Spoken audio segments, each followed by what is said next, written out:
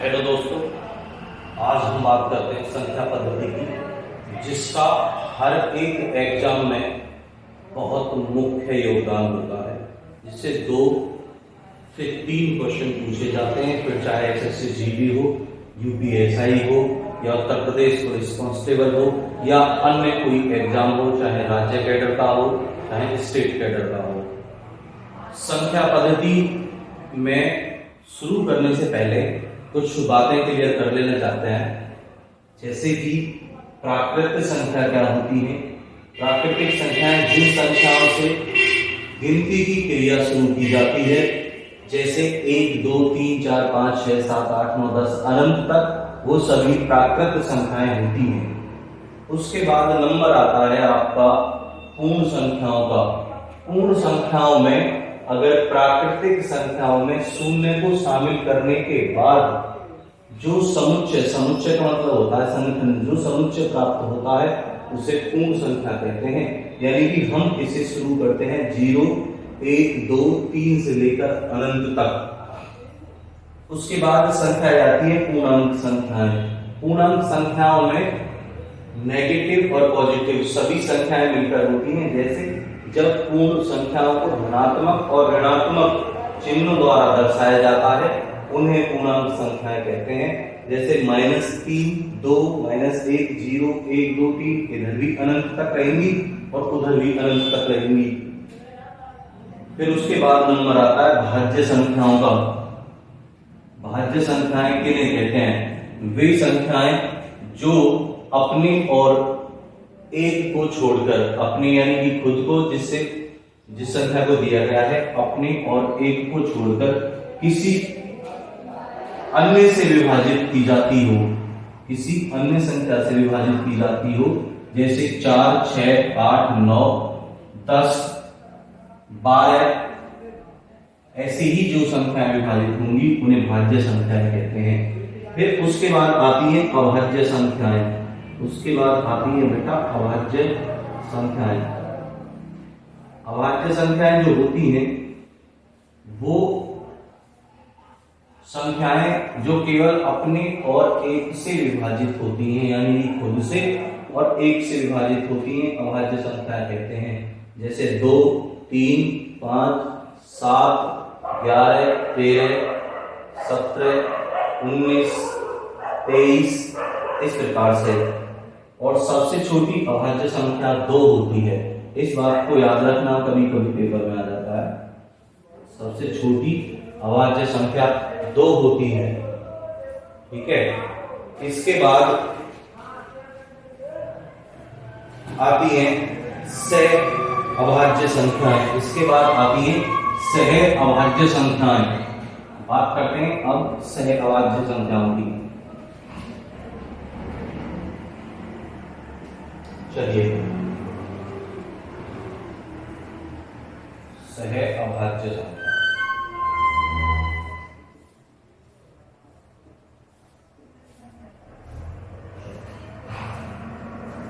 जब 2 संख्याओं का मेष है,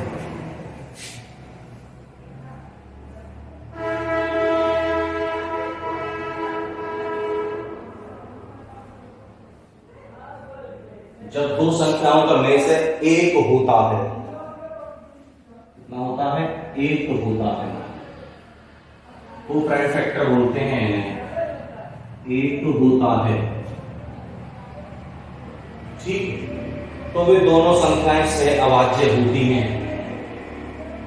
तो वो दोनों संख्याएं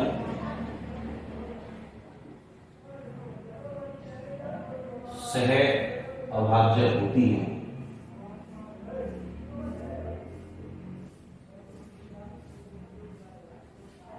एग्जाम्पल की बात की जाए तब क्या है भाई? एग्जाम्पल में 2 है 5, इसके साथ दोनों का में से 1 है। उसके बाद 3 और 7 में से 1 है। कोई भी ऐसी 2 डिजिट जिनका में से 1 हो, सह अभाज्य संख्याएं कहलाती हैं। उसके बाद आ जाइए आप सम संख्याओं पर। उसके बाद आ जाइए आप सम संख्याओं पर।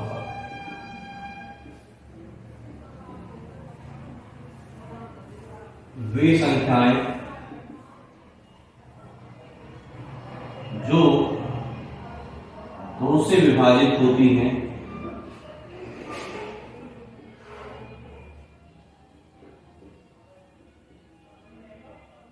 सम संख्याएं कहलाती हैं।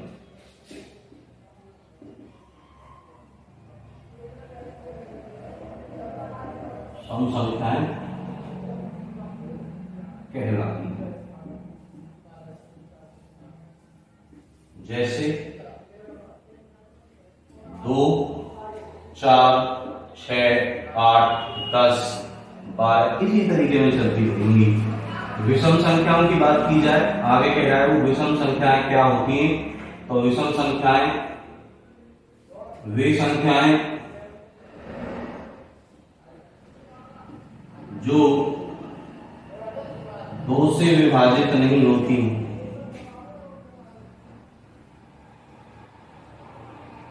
जो 2 से विभाजित नहीं होती हैं विषम संख्याएं कहलाती हैं।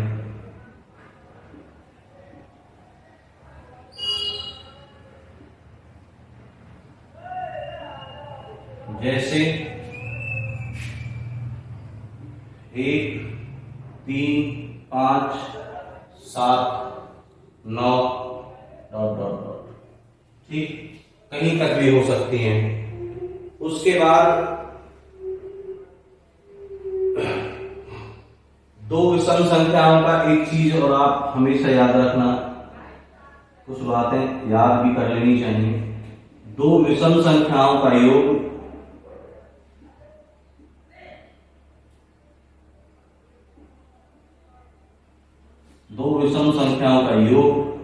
हमेशा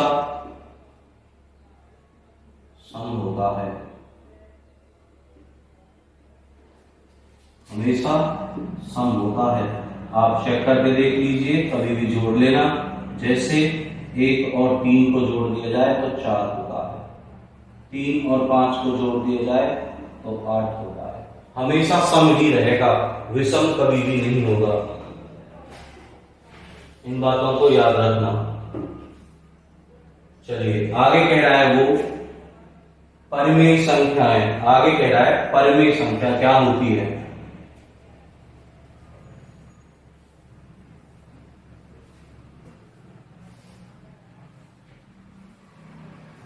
परिमेय संख्या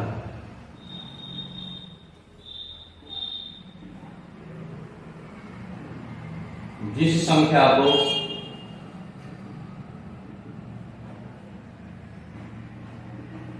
किसी अन्य से पूर्ण रूप से विभाजित किया जा सके।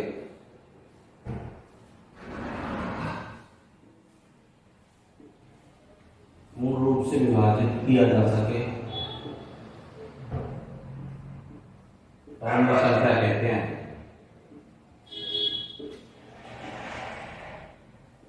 फिर चाहे वो दशमलव में ही क्यों नहीं जा रही हो, याद रखना। फिर चाहे वो दशमलव में ही क्यों डिवाइड नहीं जा रहा हो, उसे परिमेय संख्या ही कहेंगे। एक और होती है अपरिमेय संख्या। अपरिमेय संख्या क्या है वो देख लीजिए। अपरिमेय संख्या है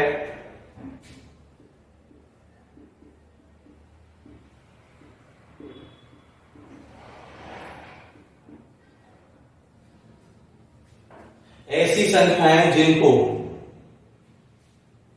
ऐसी संख्या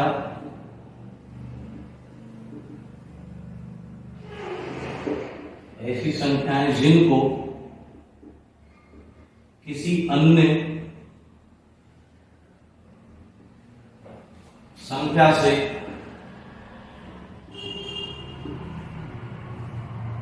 पूर्णतः विभाजित न किया जा सके, परिमेय संख्या कहलाती है। ना किया जा सके उसे परिमेय संख्या कहते हैं।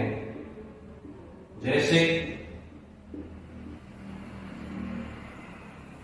1/3, 3 का अगर नंबर में डिवाइड करेंगे तो ये कभी भी जीवन में पूरी नहीं जाएगी, 3 चलता ही रहेगा। ये होती है यानी, ठीक है। ये थी आपकी संख्याएं, संख्या खत्म हो गई। कल से इसके क्वेश्चन करवाए जाएंगे और कुछ चुनिंदा क्वेश्चन ऐसे हैं जो एग्जाम में आए हैं, उनको करवाऊंगा। तो पूरे तरीके में आप ध्यान रखें, बस तैयारी में लगे रहिए। 2-3 महीने की तैयारी है, मैथ 2-3 महीने में कंप्लीट हो जाएगा, ज्यादा तो बचेगा नहीं। ठीक है, जय हिंद।